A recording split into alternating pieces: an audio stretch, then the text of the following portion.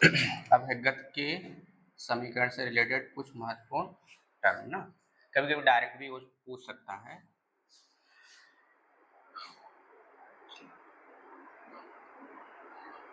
और इनकी सहायता से हम लोग क्वेश्चनों को आसानी से सॉल्व कर सकते हैं। इसमें पहला है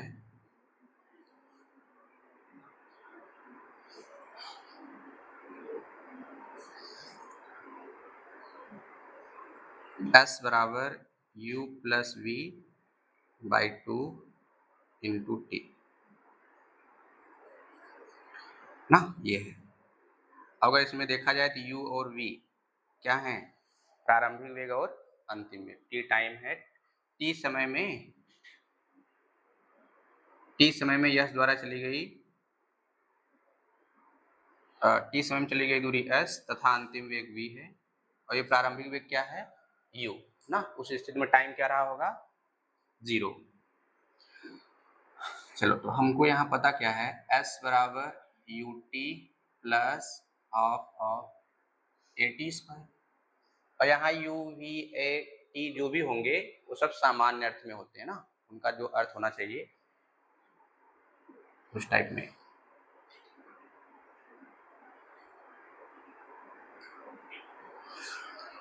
तो ये होता है s बराबर U T plus half of A T square. तो इसको हम लोग ऐसे ले सकते हैं क्या,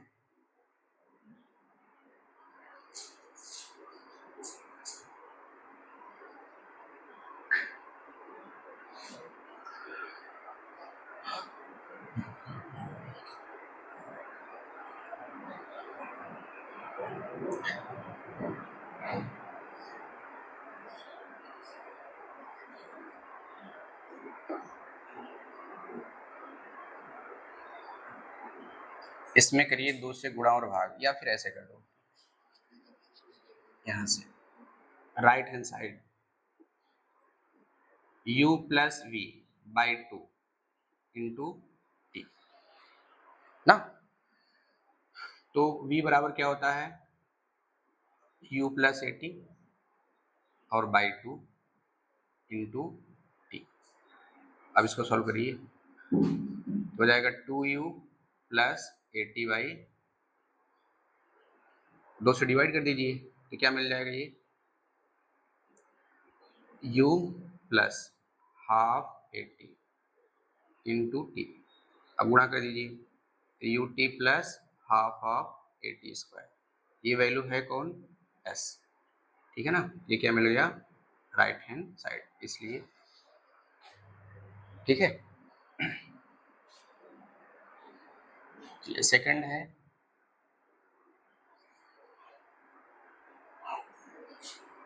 s बराबर we T minus half of A T square.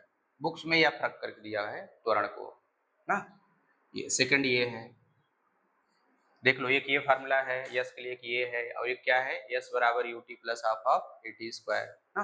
और दूसरा क्या, और क्या है, सामान्य अर्थों में दूरी बराबर चाल गुणते समय ना।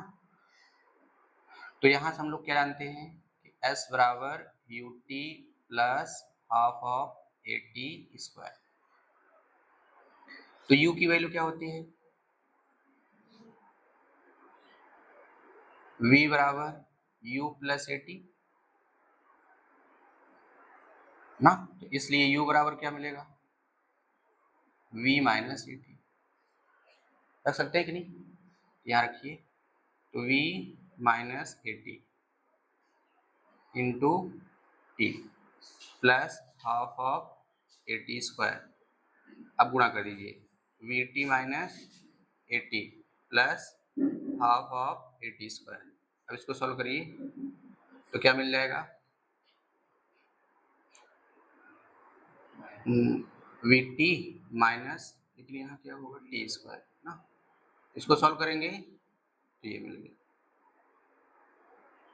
यानी प्रारंभिक वेग ना दे करके क्या दे दे, अंतिम वेग। उस स्थिति में हम लोग दूरी का इक्वेशन ये लगा सकते हैं ना। तो इस तरीके से आपके पास ये 2 रिजल्ट हैं जिनकी सहायता से हम लोग क्वेश्चन को आसानी से सॉल्व कर सकते हैं। अब बाकी हम लोग जनरली क्या करेंगे वही लगाएंगे। गति का प्रथम समीकरण u बराबर A T u plus A T V बराबर और यस बराबर U T plus half of A T square और फिर वी स्क्वायर बराबर यू स्क्वायर प्लस 2as। इन सब का यूज हम लोग तब करेंगे जब समय की बात किया हो, तो इन्हीं में से कोई यूज होगा। दूरी दिया होगा फिर ये, अगर समय की बात नहीं करेगा तो फिर यहाँ से हम लोग ये यूज करेंगे। ठीक है ना।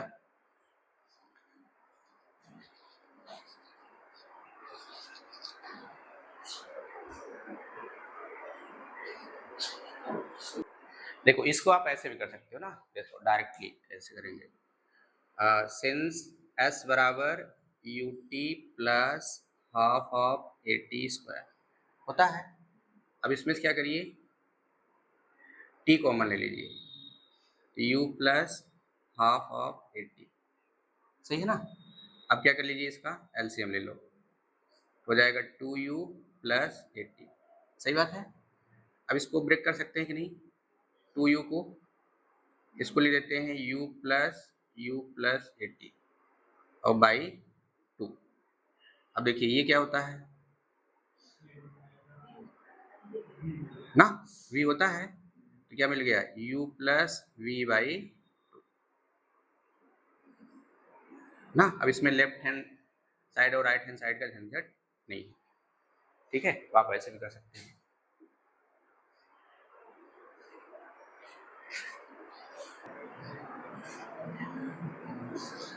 चलिए इसमें दोनों तरीके से कर लीजिएगा, ठीक है, राइट हैंड साइड और लेफ्ट हैंड साइड। अब इसी को और सिंपल वे में समझने के लिए हम लोग थर्ड पॉइंट देखते हैं।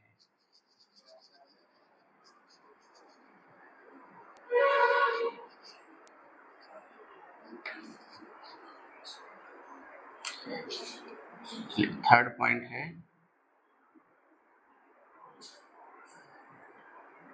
यदि कोई कण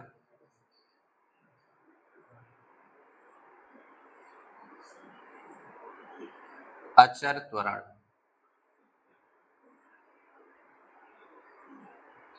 से एक सरल रेखा में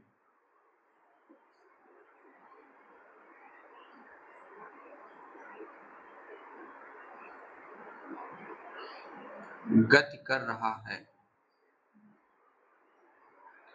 तो कण का औसत चाल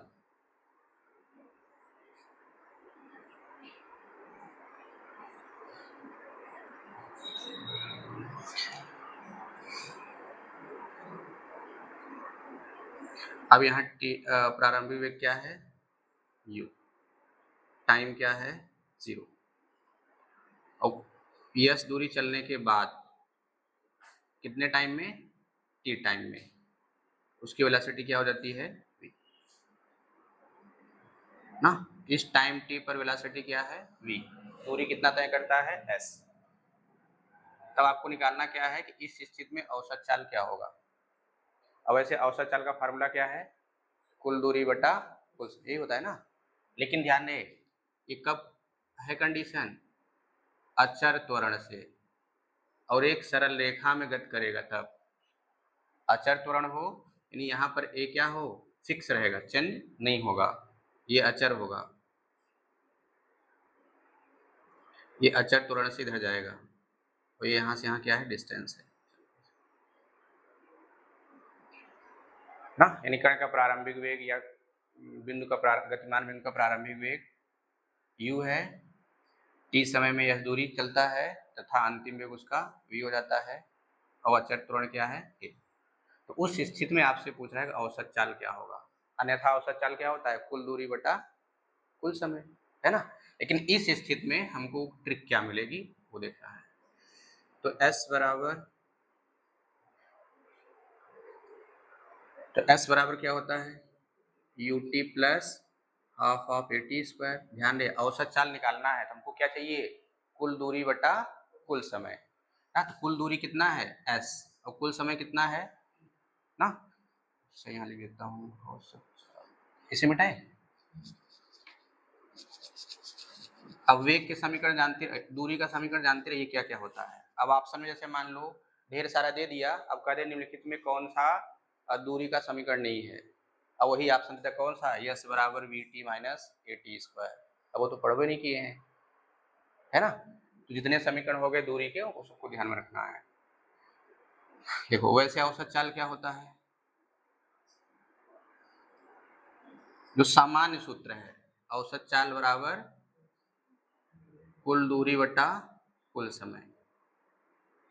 मेन फार्मूला यही है। जैसे क्षेत्रफल का सूत्र क्या है, 1/2 आधार गुणे ऊंचाई क्यूब क्षेत्रफल के लिए ना। अब कुल दूरी क्या है s, कुल समय क्या है 0 + t, कितना आ गया s/t ना। लेकिन यस कितना है नहीं पता। कब हमको यस तब पता करना है जब कण अचर त्वरण से एक सरल रेखा में गति कर रहा हो, ठीक है ना। तो उस स्थिति में उसकी वेलोसिटी क्या होंगी, शुरू में कुछ होगा अंत में कुछ होगा जब यस दूरी चलेगा। जब यस दूरी जैसे चलेगा अंतिम स्थिति में उसकी वेलोसिटी माना गया v। तो अब यहाँ से क्या करते हैं, t कॉमन ले लीजिए, तो u प्लस हाफ ऑफ 80, फिर से वही काम अभी हम लोग निकाले भी थे, चाहे तो उसी का यूज कर सकते हैं। तो u प्लस 80 बट्टे 2 ना। अब ये वैल्यू क्या हो जाएगी, v हो जाएगी, तो v/2। ये हमको क्या मिल गया, कुल दूरी मिल गया ना। तो इसलिए औसत चाल क्या होगा, कब औसत चाल कब निकालना है, हाँ यदि कोई कण अचर त्वरण से एक सीधी रेखा में गति कर रहा हो तभी, ठीक है ना। अन्यथा की स्थिति में फार्मूला यही होता है, कुल दूरी बटा कुल, चाहे औसत चाल चाहे जैसे पूछे, चाहे मोशन जिस प्रकार का हो, औसत चाल का फार्मूला हमेशा यही मिलेगा। लेकिन यहाँ पर हम जो लोग निकाल रहे हैं वो एक तरीके क्या मिलेगा, फार्मूला कह लो या ट्रिक कह लीजिए। तो कुल दूरी कितना आया, तो कुल दूरी है ये u + v/2 × t और बट्टे t कैंसिल हो गया, तो क्या मिल गया u + v/2।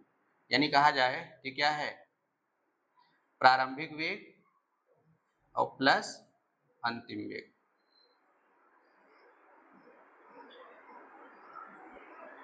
बट्टे 2। ये ऑब्जेक्टिव क्वेश्चन बन सकता है ना, और इस पर हम लोग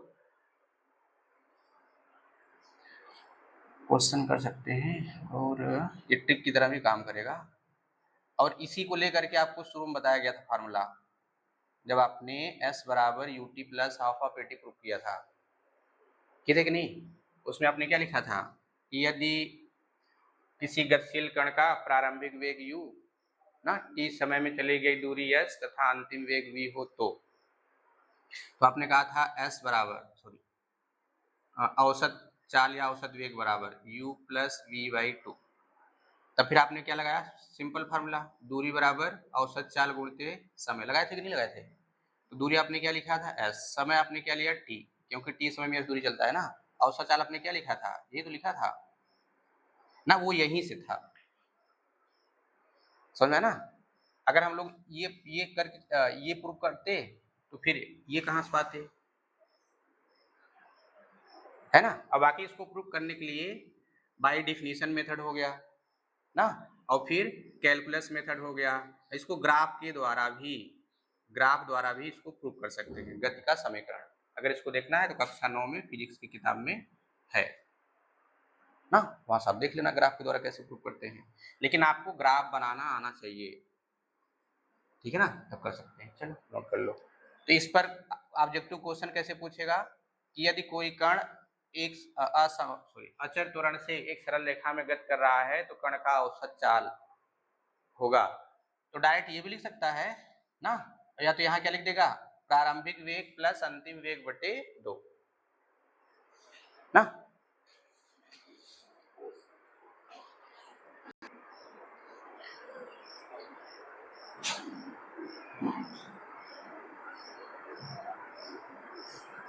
प्रारंभिक व चले अंतिम वेग का माध्य। तो यहाँ पर वर्ड ऐसे लिख सकता है या फिर ऐसे लिख सकता है या इस तरीके से लिख सकता है ना।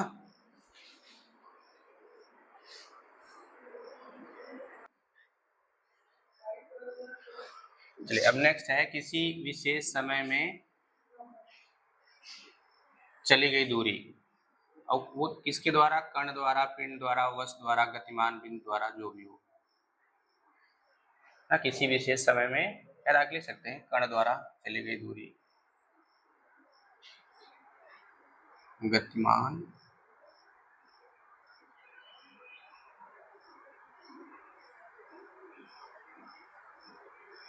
ना, या फिर ऐसे केवल चली गई दूरी लिख सकते हैं। किसी विशेष समय में यानी स्पेशल टाइम हो। अब स्पेशल टाइम क्या होता है,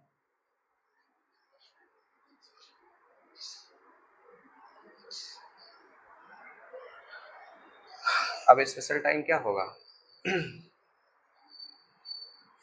अब पता करो कि आपने ऐसा कौन सा टाइम था जिसमें पढ़ाई नहीं किया ना, जिसकी वजह से एक क्वेश्चन छूट गया है कि नहीं ऐसा कौन सा टाइम था जिसकी वजह से परीक्षा में क्या हुआ, एक क्वेश्चन छूट गया, वो टाइम कौन था जिसमें आपने पढ़ा नहीं, अगर पढ़े होते फिर वो क्वेश्चन हो जाता ना, वही टाइम क्या कहलाएगा, स्पेशल टाइम, ठीक है ना। तो उस स्पेशल टाइम में कितना दूरी तय किया ना, वो हमको यहाँ पे ज्ञात करना है। चलिए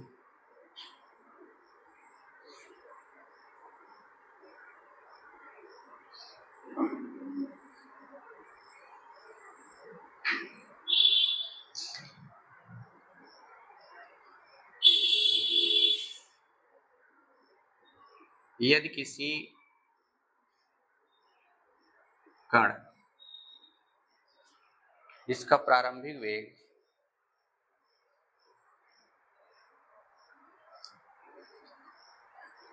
यदि कोई कण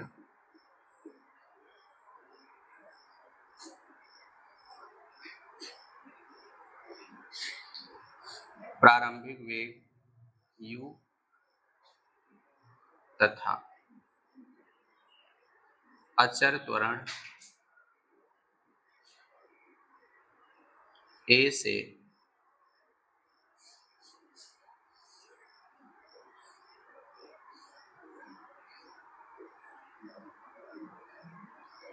गति कर रहा है, तो यदि कोई कण प्रारंभिक वेग u तथा अचर त्वरण a से गति कर रहा है, तो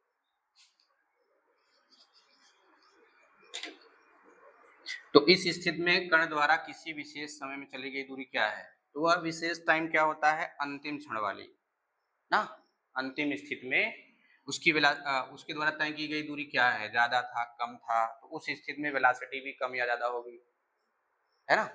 कभी कभी क्या हुआ कि शुरू में जैसे मान लो एग्जाम देने जा रहे हैं कहीं दूर ना, अब घर से आप टाइम से निकले लेकिन लगा कि अब लेट पहुंचने वाले हैं, तो स्पीड क्या करते हैं, बढ़ा देते हैं, लेकिन जैसे पहुंचने लगता है कि अब टाइम बहुत ज़्यादा है तो आराम से चलते हैं ना, तो उस स्थिति में जब आपने स्पीड कम किया, उस स्थिति में आपने अंतिम क्षण में कितनी दूरी तय किया ना, उस स्पेशल टाइम को, उसी को हम लोग क्या बोलेंगे, स्पेशल टाइम।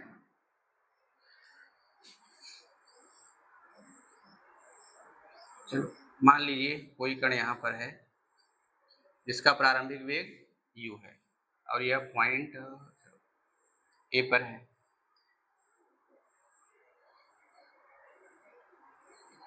और वह अंतिम बिंदु सी, अंतिम बिंदु सी पर पहुंचता है, और टाइम कितना लेता है, t, ठीक है ना। मान लीजिए यहाँ जो तक जो पहुंचने में टाइम लगा वह t टाइम लगा। अब फिर इससे पहले मान लीजिए कि वह बिंदु क्या है,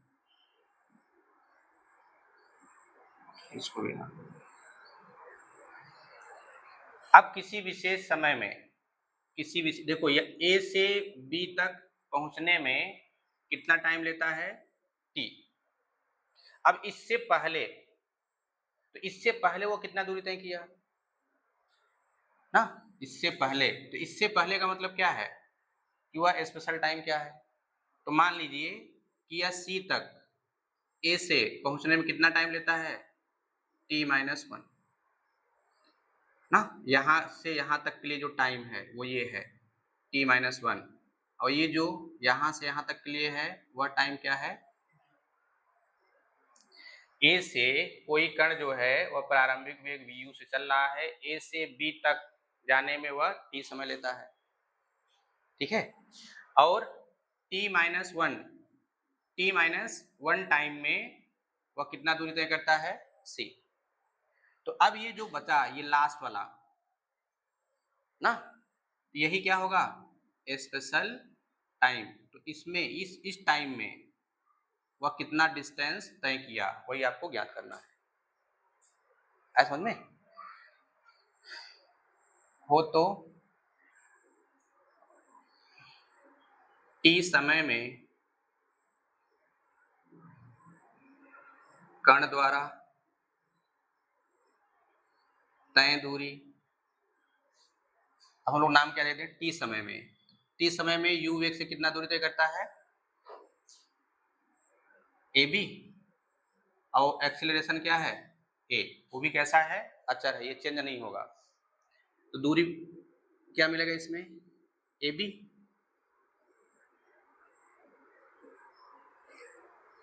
ये हो गया दूरी ab, वेग क्या है u, टाइम क्या है t, एक्सीलरेशन क्या है a। तो क्या लगा देंगे, गति का द्वितीय समीकरण ut plus half of at², ठीक है ना।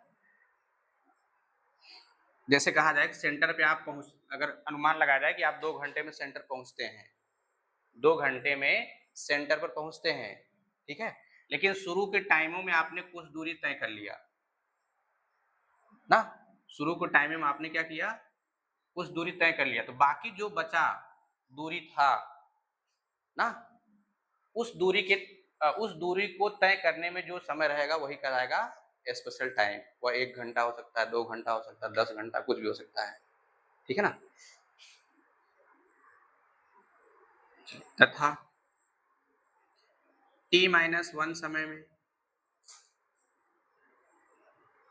कण द्वारा तय दूरी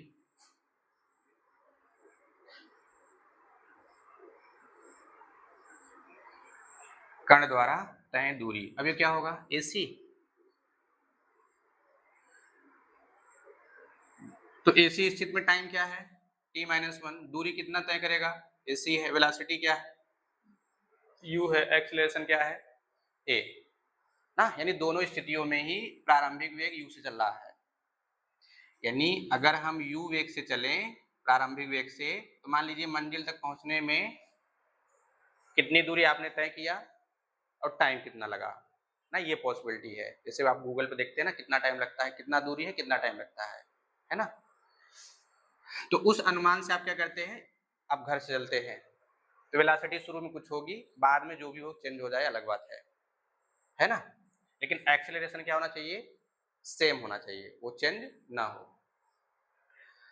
तो ये यहां से यहां तक पहुंचने, मान लीजिए टोटल टाइम लगा t ना, यहां से यहां तक पहुंचने में टोटल टाइम t लगता है, यहां से यहां तक पहुंचने में टोटल टाइम t लगता है, ये पहले से मान लीजिए पता है ना, अनुमानता। लेकिन अब वो प्रारंभिक वेग u से जब चलता है तो कुछ समय चलने के बाद ये यहां पहुंचा, ठीक है। अब जो टाइम बचा वही कहलाएगा स्पेशल टाइम, जिसमें वह इतनी दूरी कवर करेगा। जैसे आप एग्जाम हॉल में क्वेश्चन करते हैं, शुरू करते गए, मान लो 10 क्वेश्चन किए, 15 क्वेश्चन किए, 50 क्वेश्चन किए, लेकिन जैसे आधा घंटा लास्ट के बाद बोलते हैं, लास्ट के आधे घंटे में जो शुरू किए थे, लास्ट के आधे घंटे में 60 क्वेश्चन कर लिए ना। इसका मतलब क्या था, वही वो स्पेशल टाइम था जो सिलेक्शन का कारण बना, ठीक है ना। मतलब स्पेशल टाइम में आपको क्या अचीवमेंट मिला, ठीक है ना। तो वही यहाँ है वो स्पेशल टाइम, तो उसमें कितना डिस्टेंस वो तय करेगा। तो अब ये AC कितने टाइम में तय कर रहा है, t-1 समय में। तो ये क्या है, AC दूरी ही तो है ना, तो दूरी क्या होगा, अब इसमें प्रारंभिक वेग दिया है, त्वरण दिया हुआ है ना, तो डिस्टेंस आपको AC मिल जाएगा। तब तो क्या होगा, ut plus half of at², तो प्रारंभिक वेग तो वही है, टाइम क्या है t-1 plus half of a t-1 का होल स्क्वायर। ना। तो ये यही तो हमको निकालना है कि इतने टाइम में वह कितना डिस्टेंस कवर किया। तो टी टाइम में ए बी करता है, टी माइनस 1 टाइम में ए सी करता है। अभी आपका कम भी हो सकता है, ज्यादा भी हो सकता है ना, लेकिन आपका अंतिम क्षण में क्या था, डिस्टेंस, तो वह अंतिम क्षण ही स्पेशल टाइम है। यानी आपको निकालना क्या है, सी बी। तो लिख देंगे इसलिए विशेष समय, या फिर ऐसे लिखिए टीवे समय, इसलिए टीवे समय में कण द्वारा तय दूरी। अब ध्यान दें क्वेश्चन में ऐसे लिखा रहेगा, ऐसे समझ जाना वो क्या है, स्पेशल टाइम के लिए कह रहा है। जैसे कहते 2वें सेकंड में, 15वें सेकंड में, तीसरे घंटे में, तो समझ जाना कि वो क्या पूछ रहा है, स्पेशल।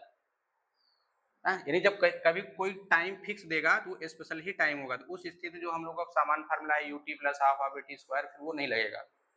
यानी फिर आपसे स्पेशल टाइम में आपसे स्पेशल डिस्टेंस कवर करने के लिए पूछ रहा है, ठीक है।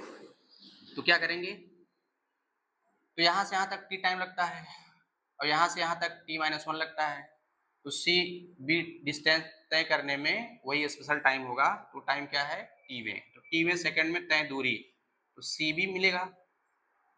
तो सी बी बराबर कैसे निकालेंगे, A B minus A C. A B की वैल्यू क्या है, U T plus half of A T square minus you T minus 1 plus half of A T minus 1 का होल स्क्वायर।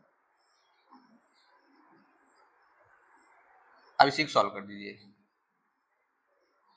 तो क्या मिल गया, ये u T plus half of A T square minus U T plus u minus half a T square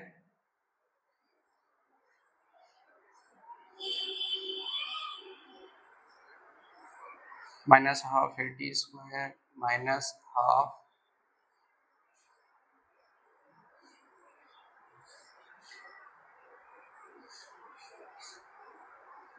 minus half a T square minus half a, ये क्या हो जाएगा, 2t होगा ना, कैंसिल हो जाएगा, तो minus A T plus A T हो जाएगा। अब देखिए U T C T cancel हो जाएगा,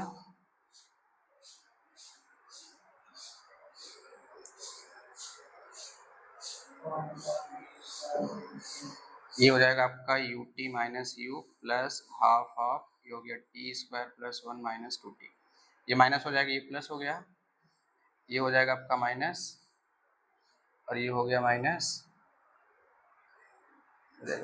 चलिए ये और ये भी कैंसिल हो जाएगा। तो क्या मिला यहाँ से, u minus half A plus A T ना, एलसीएम ले लीजिए, ऐसे करके ले लो चाहे। अब यहाँ से ए कॉमन ले लो, ए कॉमन ले लेंगे तो ऐसे मिलेगा टी माइनस हाफ। अब इसका भी एलसीएम लीजिए, ये हो जाएगा 2t माइनस 1/2, या आप इसको ले सकते हैं ऐसे u प्लस हाफ ए 2t माइनस 1। ये है किसी विशेष समय में किसी कण द्वारा चली गई दूरी। अब यहाँ कण के स्थान पर कोई कार, व्यक्ति, कुछ भी हो सकता है ना, समझ गए कि ये हम लोग कब लगाना है, जब किसी पर्टिकुलर टाइम में डिस्टेंस पूछेगा तो यही लगाना है ना, अन्यथा की स्थिति में क्या लगाना है, ये u T plus half of A T square, या जो भी फार्मूला आपको क्वेश्चन के अनुसार लगे वो आप लगाइएगा, लेकिन जब स्पेशल टाइम आएगा तो हम लोग इसमें ही लगाएंगे। तो ये था आपका इस पूरे चैप्टर का थ्योरी पार्ट। अब इसके बाद थ्योरी पार्ट नहीं है, कुछ और एक्स्ट्रा मिलेंगे तो बताया जाएगा, ठीक है ना, ये मोस्ट इम्पोर्टेंट है। ज़्यादातर क्वेश्चन इसी पर आया हुआ है, वो चाहे सरल रेखा में गति हो चाहे ऊर्ध्वाधर रेखा में गति हो। अगर आप उठाकर देखेंगे प्रीवियस ईयर का क्वेश्चन, उसमें ये सब मिलेंगे।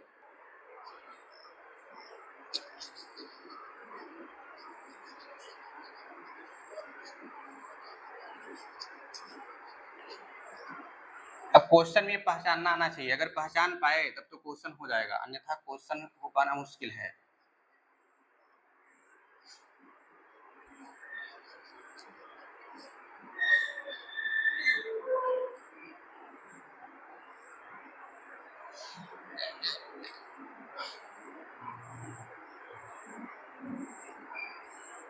यदि कण का वेग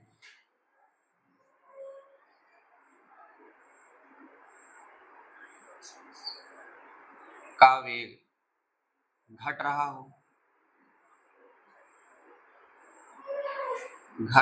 हो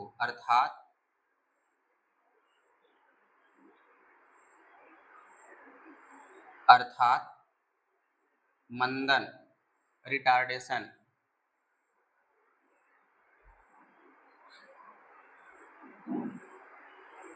हो तो जितने भी गति के समीकरण आपने पढ़े, हाँ, तो ए बराबर,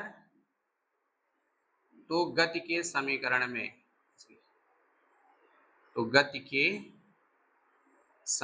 में ए बराबर माइनस ए रखने पर प्राप्त समीकरण, ठीक है। यदि कण का वेग घट रहा हो अर्थात मंदन हो तो गति के समीकरण में ए बराबर क्या करेंगे, माइनस ए रखने पर, तो वैल्यू आपको क्या मिलेगी, तो पहला समीकरण क्या हो जाएगा, v बराबर u माइनस ए टी। वैसे याद करने की जरूरत नहीं है, केवल यहाँ इसके वर्ड पर जाइएगा। मंदन बताया गया था ना, मंदन में क्या होता है, त्वरण निगेटिव हो जाता है, हाँ, यानी वेग अगर कम हुआ तो पक्का है मंदन होगा अर्थात माइनस में जाएगा, लेकिन अगर वेग वृद्धि हो रही है तब तो उस स्थिति में क्या होगा, त्वरण किस में जाएगा, प्लस में, हाँ। ये दूसरा समीकरण क्या होगा, s बराबर you T minus half of A T square. तीसरा समीकरण क्या होगा, v स्क्वायर बराबर यू स्क्वायर माइनस 2as। और भी जहां आपने फार्मूला पढ़ा, अभी यहाँ किसी विशेष समय में चली गई दूरी ना, टीवें सेकंड में चली गई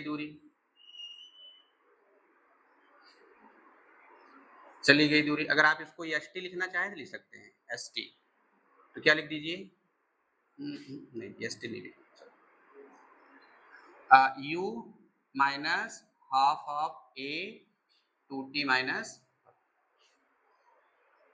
ना। चलिए ये हो गया नोट नंबर 1। नोट नंबर 2, यदि कण एक समान वेग से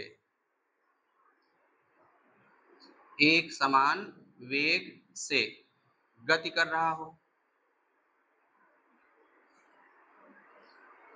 एक समान वेग से गति कर रहा हो, यानी वेग सेम होना चाहिए, इसका मतलब क्या हुआ, शुरू से लेकर के अंतिम तक सेम मिलेगा। चलो ये हो गया टाइम 0, शुरू में वेलोसिटी क्या है u, तो अगर वेलोसिटी सेम होगी, देखो यदि कण एक समान वेग से गति कर रहा हो ना, वेग एक समान होगा, बताओ जब यहाँ पहुंचेगा टाइम खर्चा होगा कि नहीं, 0 रहेगा, लेकिन वेलोसिटी यहाँ क्या रहेगा ना, कर रहा हो, अर्थात अंतिम वेग बराबर, तो कण का त्वरण क्या होता है, त्वरण बराबर वेग परिवर्तन की दर ना। अब वेग परिवर्तन क्या होता है, बाद का माइनस पूर्व का, टाइम क्या होता है, बाद का माइनस पूर्व का ना, तो ए इक्वल टू, तो बाद का क्या है, u है, शुरू का क्या है, u है ना, तो क्या हो गया t, कितना आ गया 0/t। टाइम तो कभी शून्य होगा नहीं ना, अगर टाइम शून्य हो जाए तो सब खत्म ना, तो क्या गया a बराबर 0 ना, ये चीज ध्यान रखिएगा। तो अगर कोई कण एक समान वेग से गति कर रहा होगा अर्थात उसका त्वरण शून्य होगा ना, इस स्थिति में दूरी बराबर दूरी बराबर चाल गुणते समय। सूत्र प्रयोग करेंगे, यानी सिंपल कक्षा 5 वाला। आया समझ में? ये छोटे छोटे पॉइंट ध्यान रखिएगा, क्योंकि क्वेश्चन वहां मिलेंगे, करेगा कि एक समान वेग से गति कर रहा हो, लगाने लगे यस बराबर UT plus half of eighty square. समझ में ना? अगर लगा भी देंगे कोई दिक्कत नहीं है, जब हमको ये कंडीशन पता है तो हम तुरंत लगाएं। लेकिन फिर वहां याद रहे कि अगर वेग समान होगा, एक समान वेग होगा, तो त्वरण क्या होगा? शून्य। अब देखिए कैसे होगा, यस बराबर ये रखिए ही, चलो एस बराबर यूटी, यहाँ रख देंगे 0, क्या गया? यस बराबर यूटी तो हुआ। तो यस माने दूरी, यू मतलब वेग, टी मतलब समय ना, क्या हो जाएगा? वेग गुणते समय या चाल गुणते समय। ठीक है। अच्छा, इसी का उल्टा थोड़ा है, इसको भी कीजिए खट से, खींचो, हाल लिखने नहीं देना है, मिटाए।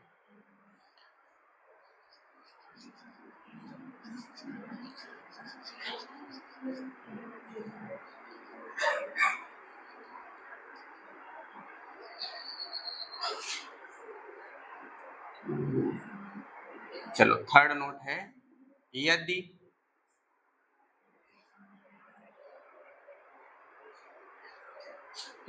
कण का त्वरण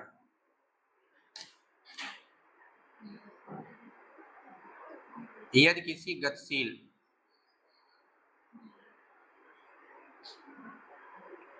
गतिशील कण का त्वरण शून्य हो,